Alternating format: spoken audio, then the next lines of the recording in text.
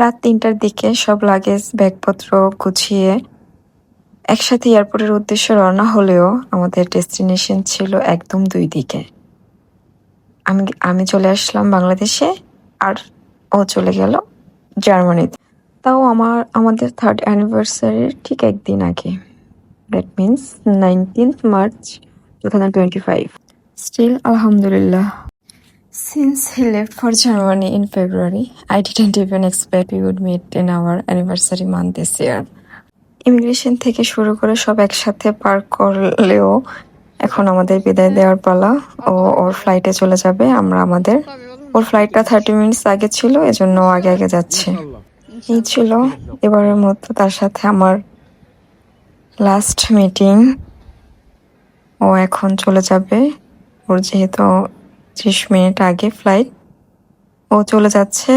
যে ও আবার আমাদেরকেও কল করছিল যে রাস্তা অনেকটুকু হাঁটতে হবে, আমরা যাতে হাঁটা শুরু করে ফেলি, যেহেতু আম্মুর একটু হাঁটতে সময় লাগবে।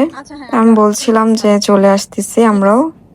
আমরা এয়ার ইন্ডিয়া থেকে ঢাকায় আসবো, আর ও ইন্ডিগো এয়ারলাইন্স দিকে ইস্তানবুল যাবে ফার্স্টে। ওর ইস্তানবুলের ট্রানজিট, দেন বার্লিন যাবে।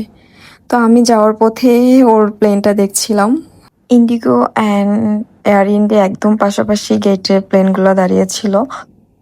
তো আমি প্লেনে উঠেও ওর সাথে ফোনে কথা বলছিলাম যে তোমার প্লেন আমি দেখতে পাচ্ছি, ভিডিও কলে কথা বলছিলাম। যদিও ওর ফ্লাইটটা আমাদের আগে ছাড়ার কথা ছিল, বাট ওটা এখনো ফ্লাই করেনি। তার আগে আমাদের প্লেন ফ্লাই করে ফেলছে, ওটা বোর্ডিং ক্লিয়ার হয়নি। এই তো এবারের মতো আমাদের জার্নি এখানেই শেষ হলো।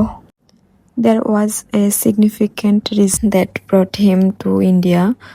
I'm so thankful to Allah that he did and stayed with me and us these past few days. And happy 3rd anniversary to us. Please everyone keep us in your prayers for a long and happy life together. Thank you.